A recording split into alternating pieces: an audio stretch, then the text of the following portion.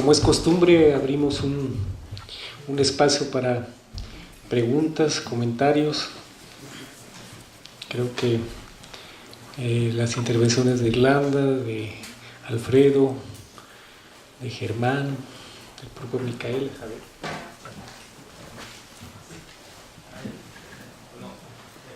De la Facultad de Sociología. Bueno, hablando de esta indisciplina, ¿no?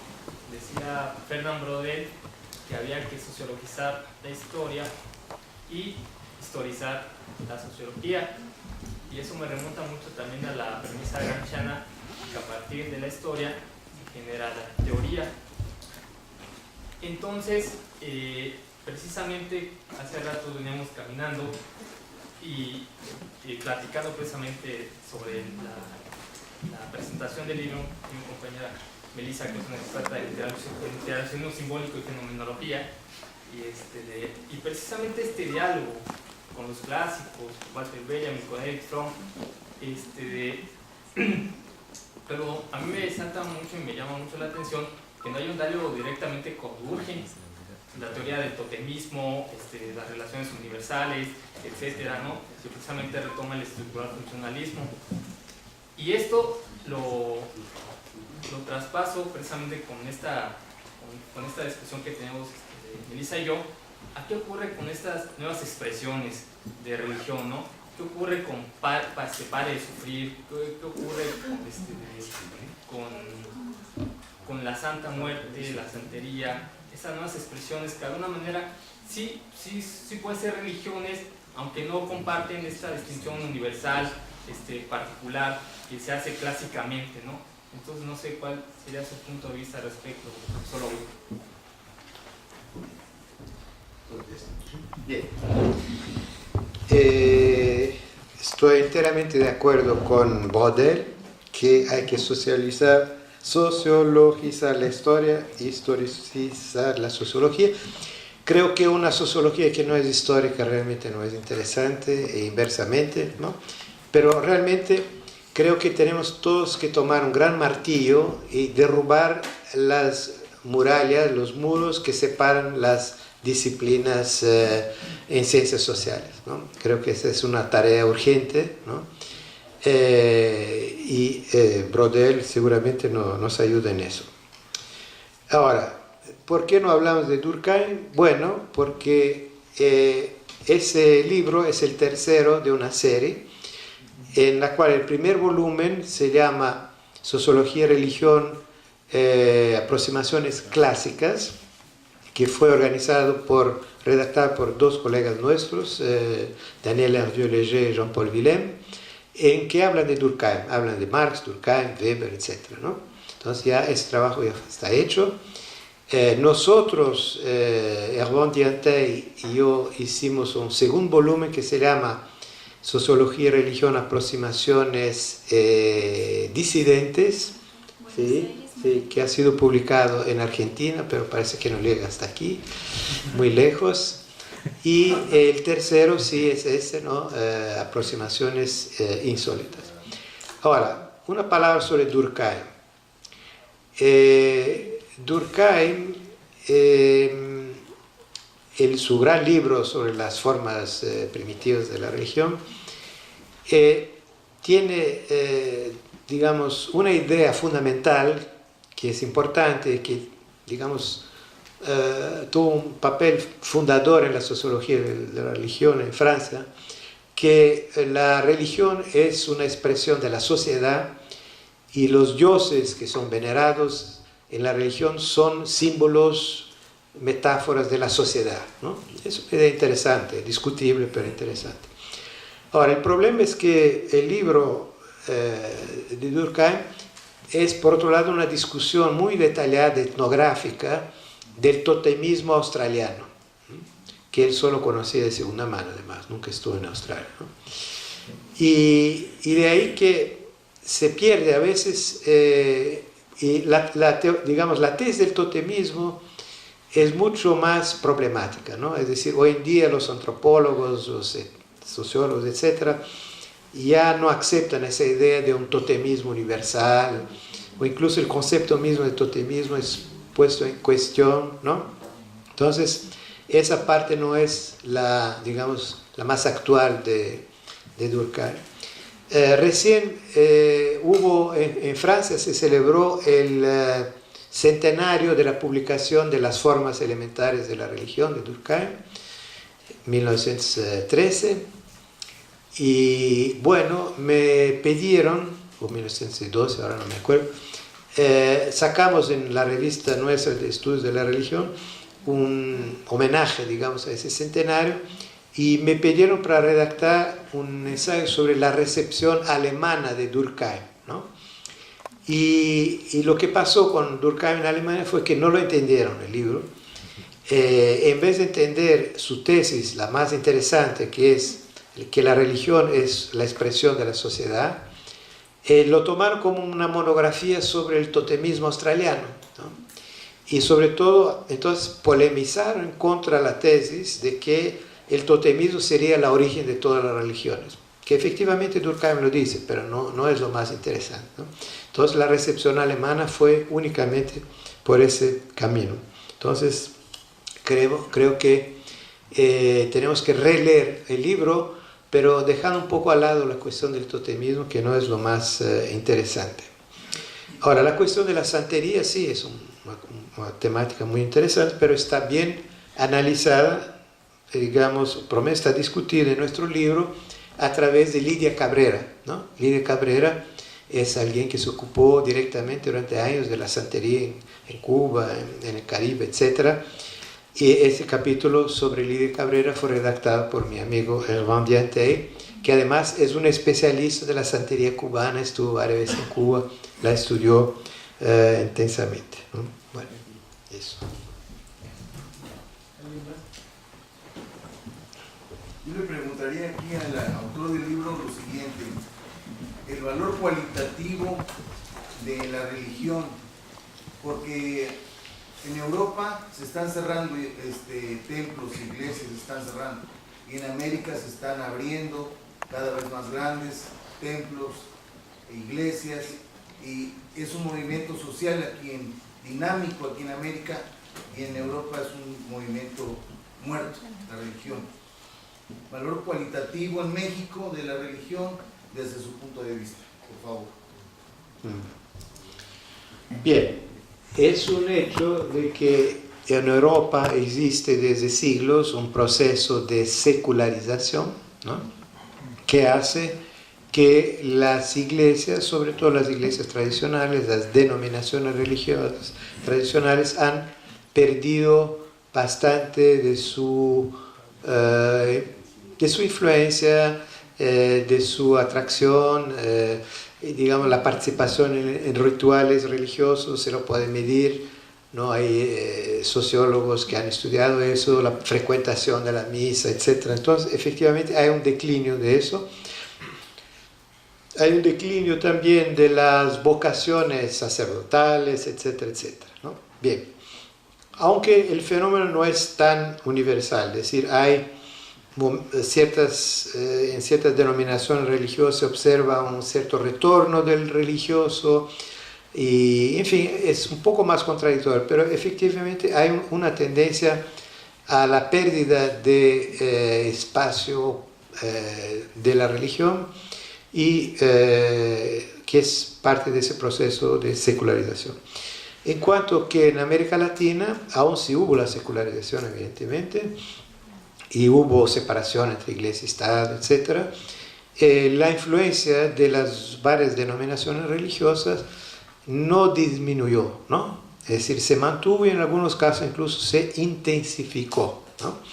Entonces, eso es importante porque la teoría de la secularización es una teoría que tiene sus orígenes en Max Weber, etc., y que fue adoptada por los cientistas sociales europeos como si fuera algo universal, ¿no? Como si el proceso de secularización fuera no europeo, sino universal. Los europeos muchas veces tienen esa pequeña tendencia a proyectar lo que pasa en Europa sobre el conjunto del planeta. Bien, en cuanto que no es así, ¿no? Efectivamente vemos que el proceso en las Américas, por ejemplo, es bastante distinto. No voy a hablar de Asia y África porque es otro rollo. Ahora, para mí el valor cualitativo de la religión no es tanto la cuestión de saber si hay más o menos gente que va a la misa, o si hay más o menos gente que sigue a los pastores o a los curas o a lo que sea, ¿no? El valor cualitativo, digamos, la significación cualitativa de la religión para mí, y ahí debo confesar mi punto de vista marxista, digamos, es la posición que tienen corrientes religiosas, figuras religiosas o formas de pensamiento, de acción religioso en el campo de las luchas sociales, ¿no? Es decir, para mí tienen un valor cualitativo religiones o corrientes religiosas o figuras religiosas que se han situado en el campo de los pobres, ¿no? De los oprimidos, de los explotados, que tienen como preocupación la liberación de los pobres, ¿no? Entonces, eso para mí le da un valor cualitativo a esas formas religiosas, y no importa si son católicas, protestantes o judías o lo que sea, ¿no? Y bueno, eso es el criterio, más que saber si la iglesia tiene más o menos influencia en tal país, tal momento, tal. Entonces, eso es un aspecto más cuantitativo. Yo diría, el aspecto cualitativo para mí es el posicionamiento de las formas religiosas, si su función es de, entre comillas, opio del pueblo, o al contrario, como una de las expresiones de del combate del pueblo por su liberación. Sí. Buenas tardes, gracias. Yo tengo una pregunta referido al ecosocialismo que comentaron ahí, que usted participó en la elaboración del manifiesto. ¿En qué consiste y si dentro del ecosocialismo mismo puede caber también la religión? Bien. Bueno, efectivamente el ecosocialismo aparece ya hace años como una corriente de pensamiento dentro de los movimientos ecológicos o dentro de la izquierda, buscando combinar la crítica socialista del capitalismo con la crítica ecológica del productivismo, ¿no? Del consumerismo. Entonces es una tentativa de crear una síntesis dialéctica, digamos, entre esas dos formas de pensamiento y producir algo nuevo, ¿no? Que es a la vez heredero de la historia del socialismo, pero críticamente, y heredero del análisis y de los planteamientos ecológicos. Ahora, ¿qué relación tiene con la religión? Bueno, existen pensadores religiosos, corrientes religiosas que se acercan a las ideas del ecosocialismo, ¿no? Por ejemplo, dentro de la teología de la liberación en América Latina hay varios pensadores, varios teólogos que, que cada vez más integran la cuestión ecológica en sus planteamientos, que son a la vez sociales, críticos del capitalismo y ecológicos, ¿no? Entonces, para dar un ejemplo de un teólogo bastante conocido, brasileño, Leonardo Boff, ¿no? Leonardo Boff es alguien que hace 10, 15, 20 años desarrolla un pensamiento, digamos, que plantea, que las víctimas del capitalismo son los pobres del planeta, los oprimidos, y la naturaleza, la tierra, ¿no? Los dos tienen en común de ser víctimas del carácter explotador, opresor, destruidor del capitalismo, ¿no? Entonces él busca esa idea de una convergencia, ¿no? De los pobres, de los explotados con la naturaleza, ¿no? Es un tema interesante que vale la pena ser investigado. Yo no he trabajado el tema suficientemente, pero uno de mis alumnos, un estudiante mexicano, Luis Andrade, brillante además, está haciendo una tesis justamente sobre eso, ¿no? Es decir, teología de la liberación, ecología, ecosocialismo, ¿no? A partir de la obra de algunos autores como Leonardo Bosch, pero no es el único, ¿no? Entonces, esa investigación está en curso, el doctorado está en curso, dentro de 1 o 2 años estará terminado, entonces ustedes podrán tener una respuesta consecuente y bien fundada a esa pregunta.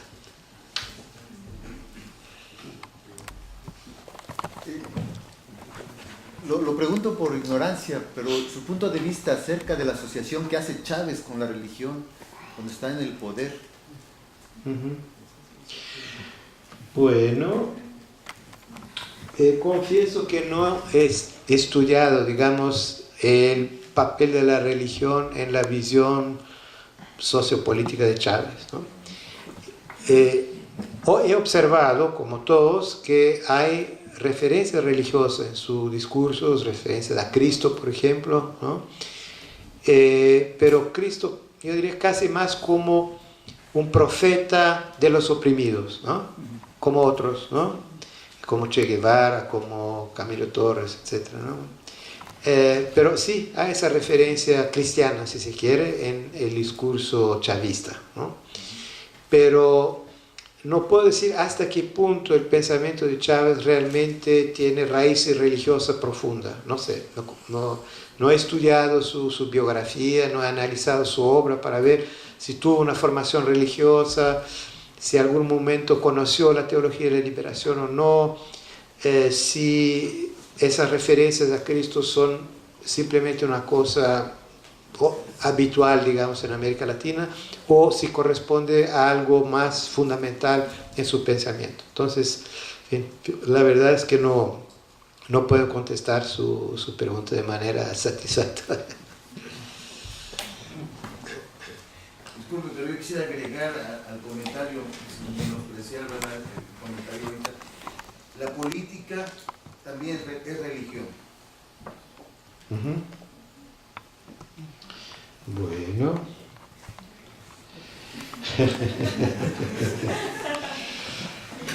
No, es posible, ¿no? Algunos de los autores de que hablamos, por ejemplo, Roger Caillois, analiza, por ejemplo, movimientos, fenómenos políticos como formas, si se quiere, de religiones de sustitución, ¿no?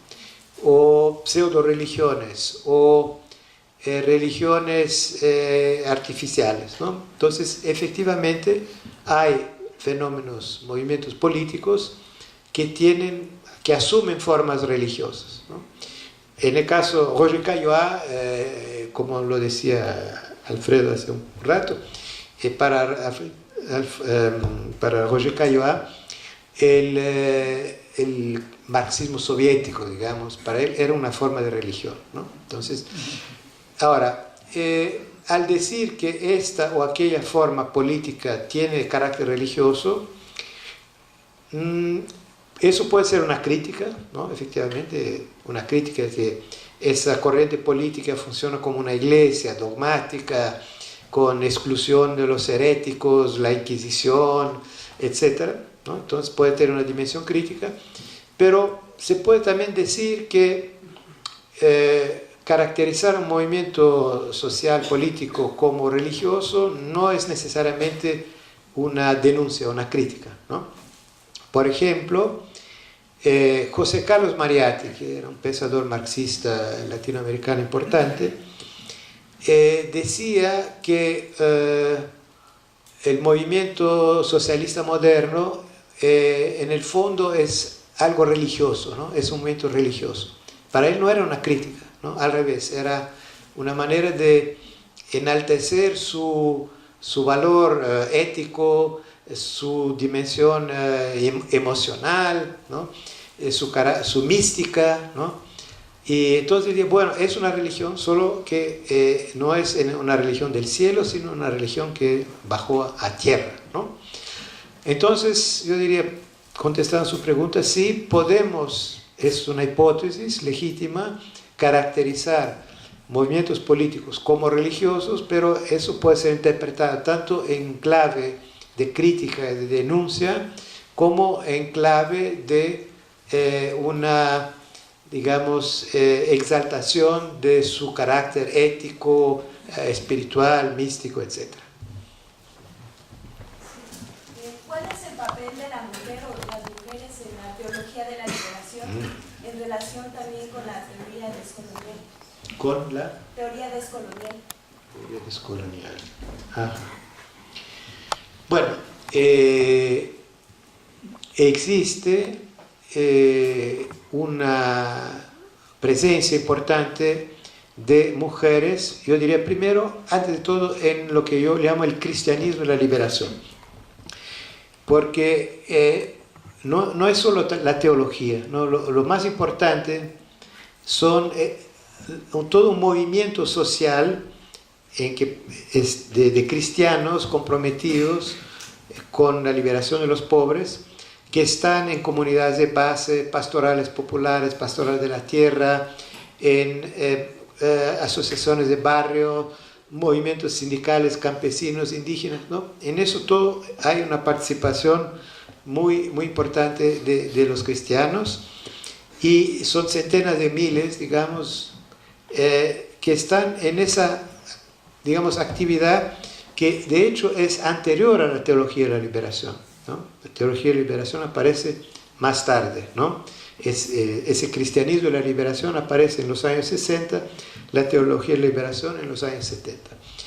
Ahora, en ese movimiento social de base, de las comunidades, del trabajo en los barrios pobres, etc., las mujeres son el actor principal, ¿no? El actor principal. Tanto las mujeres religiosas, de las órdenes religiosas, que son miles de miles en América Latina, que son las más activas en la organización de las comunidades de base, de las asociaciones de vecinos, etcétera, etcétera, ¿no? Ellas son las que fueron a las bases, a los barrios, etcétera, organizar a los pobres, ¿no? Entonces, y en las organizaciones de base, laicas, ¿no? Pero vinculadas a la iglesia, como las comunidades de base o las pastorales, etc., también son las mujeres las más activas, ¿no? Es decir, son iniciativas en las cuales las mujeres tienen un papel predominante, ¿no? Entonces, antes de ver la teología tenemos que empezar, ¿no?, más abajo, donde está el movimiento social, ¿no?, que es tal vez la cosa más importante. Ahora, al nivel de la teología, sí, hay toda una corriente de teólogas de la liberación, ¿no?, católicas o protestantes, Elsa Tames, en fin, hay varios nombres, que se han preocupado en plantear la teología de la liberación desde el punto de vista de la opresión de la mujer, del feminismo, del patriarcado, etc., ¿no? Entonces dan un enfoque específico a la teología de la liberación, y obviamente se enfrentan con la cuestión del patriarcado, no solo en la sociedad en general, las sociedades machistas, ¿no?, latinoamericanas, sino dentro de la iglesia, ¿no?, que la iglesia o las iglesias en general son muy patriarcales, ¿no? Es decir, incluso no permiten a las mujeres el sacerdocio, en fin, hay toda una serie de problemas que indican que son expresión de ese carácter patriarcal, ¿no? Entonces esa es la pelea, digamos, de la teoría feminista de la liberación, ¿no? Plantear la cuestión de la opresión de la mujer en la sociedad, pero también dentro de las estructuras religiosas, las iglesias, etc.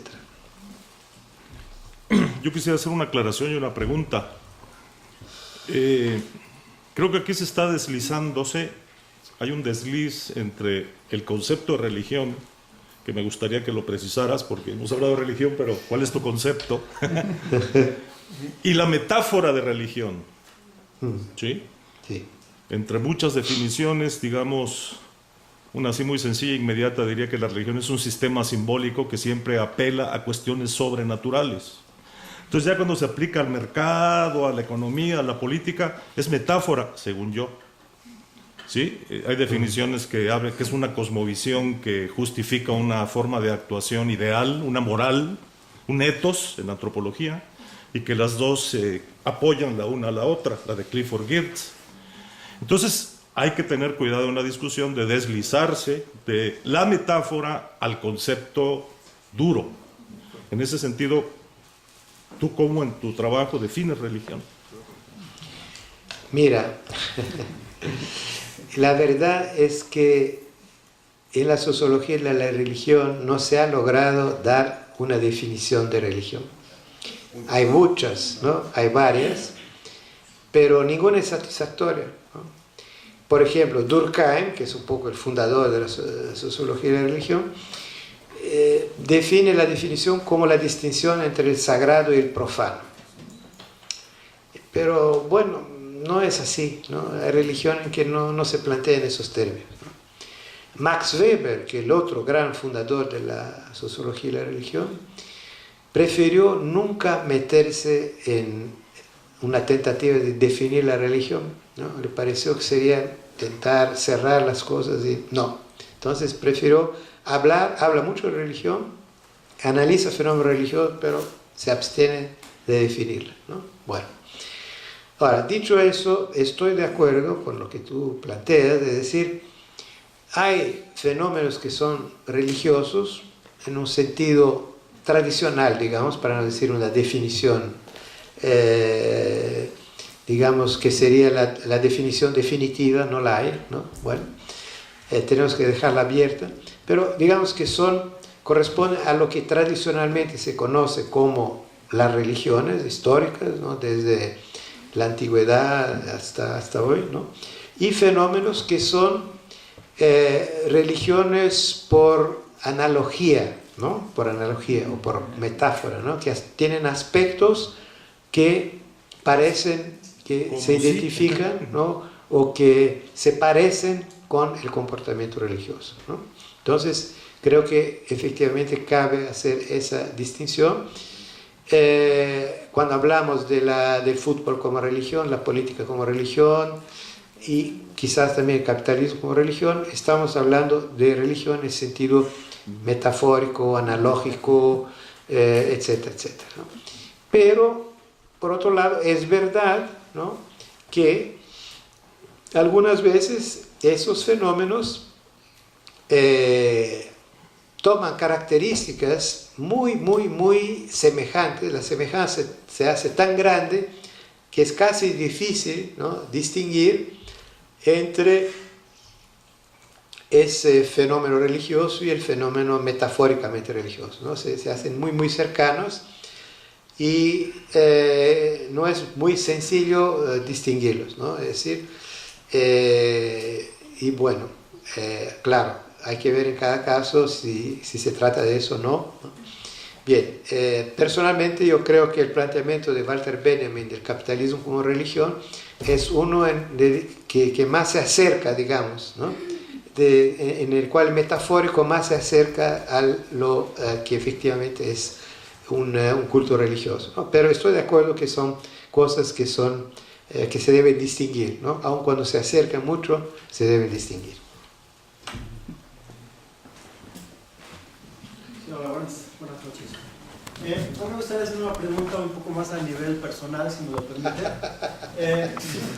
Retomando la frase que ya se ha mencionado aquí, célebre, acerca de la religión es el opio de los agobiados, del pueblo agobiado, y todos los humanos desde un punto de vista pues somos agobiados continuamente, y sobre todo en estos tiempos, yo creo que toda la vida. En lo personal, ¿cómo lidia con esos agobios? Sobre todo tomando en cuenta pues, que es un científico social y tal pareciera que todos los científicos sociales o quienes van a hablar de religión tienen que ser ateos, ¿no? Que hay quien dice que son ateos hasta que se les está cayendo el avión. Entonces, a mí me gustaría saber a nivel personal, si me lo permite, ¿usted cómo lidia con las vicisitudes espirituales que nos agobian continuamente? Hay de todo, ¿eh? Bueno,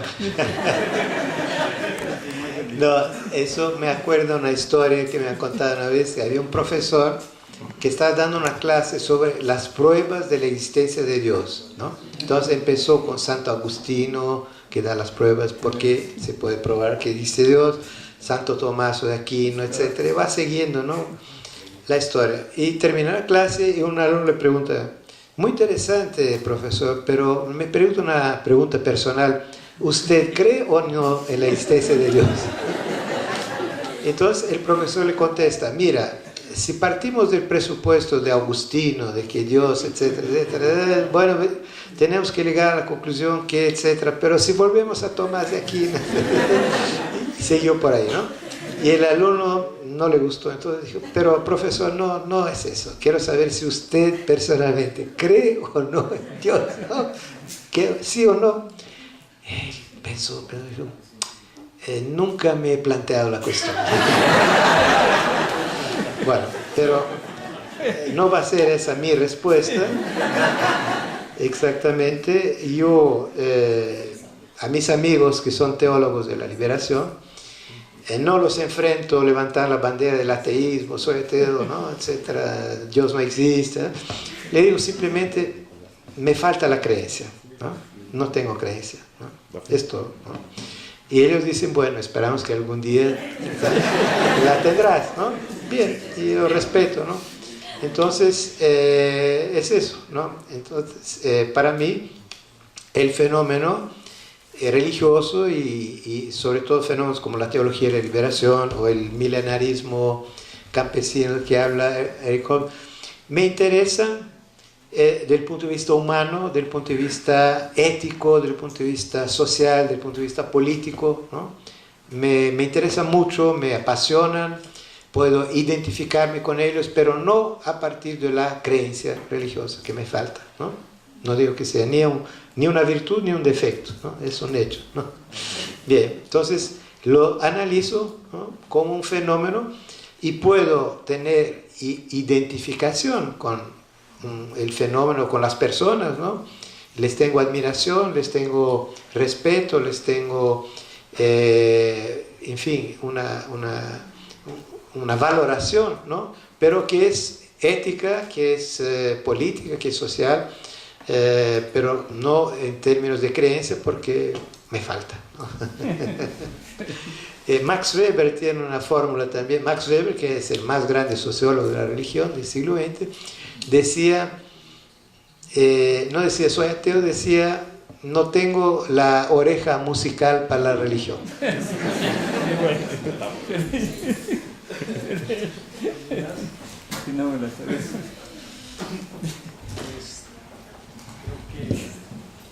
Solo nos resta, pues obviamente, agradecerles a ustedes por su presencia, a Irlanda, Alfredo, Germán, Micael, muchísimas gracias por acompañarnos. Y bueno, pues el libro está a la venta aquí a la salida, está a la venta en el stand de la UB, y ojalá que nos puedan acompañar mañana. Se le entrega a Micael la medalla al mérito UB, al lado de Prieto, Rudomín, Gidi, y pues bueno, ojalá que nos sigan acompañando en las demás actividades de la feria. Muchas gracias.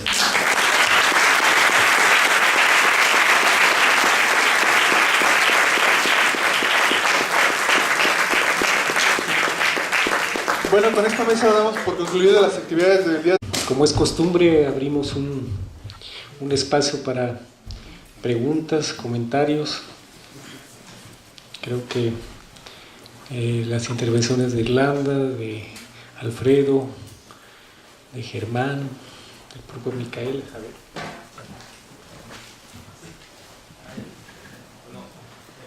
De la Facultad de Sociología, bueno, hablando de esta indisciplina, ¿no?, decía Fernand Braudel que había que sociologizar la historia y historizar la sociología, y eso me remonta mucho también a la premisa gramsciana, que a partir de la historia se genera la teoría. Entonces, precisamente hace rato veníamos caminando y platicando precisamente sobre la presentación del libro de mi compañera Melissa, que es una experta en interaccionismo simbólico y fenomenología, y precisamente este diálogo con los clásicos, Walter Benjamin, con Erich Fromm, pero a mí me salta mucho y me llama mucho la atención que no hay un diálogo directamente con Durkheim, la teoría del totemismo, las relaciones universales, etcétera, ¿no? Que precisamente retoma el estructural funcionalismo. Y esto lo traspaso precisamente con esta... La sociología. Creo que una sociología que no es histórica realmente no es interesante e inversamente, ¿no? Pero realmente creo que tenemos todos que tomar un gran martillo y derrubar las murallas, los muros que separan las disciplinas en ciencias sociales, ¿no? Creo que esa es una tarea urgente, ¿no? Brodel seguramente nos ayuda en eso. Ahora, ¿por qué no hablamos de Durkheim? Bueno, porque ese libro es el tercero de una serie en la cual el primer volumen se llama Sociología y Religión, aproximaciones clásicas, que fue redactado por dos colegas nuestros, Daniel Hervieux-Léger y Jean-Paul Villem, en que hablan de Durkheim, hablan de Marx, Durkheim, Weber, etc., ¿no? Entonces ya ese trabajo ya está hecho. Nosotros, Hervé Diantey y yo, hicimos un segundo volumen que se llama Sociología y Religión, aproximaciones disidentes, ¿sí? Sí, que ha sido publicado en Argentina, pero parece que no llega hasta aquí, muy lejos. Y el tercero sí es ese, ¿no? Aproximaciones insólitas. Ahora, una palabra sobre Durkheim. Esta discusión que tenemos Melissa y yo, ¿a qué ocurre con estas nuevas expresiones de religión, ¿no? ¿Qué ocurre con pare de sufrir? ¿Qué ocurre con la santa muerte, la santería? Esas nuevas expresiones que de alguna manera sí pueden ser religiones, aunque no comparten esta distinción universal, particular, que se hace clásicamente, ¿no? Entonces no sé cuál sería su punto de vista al respecto, solo Bien. Estoy enteramente de acuerdo con Brodel que hay que sociologizar la historia, historicizar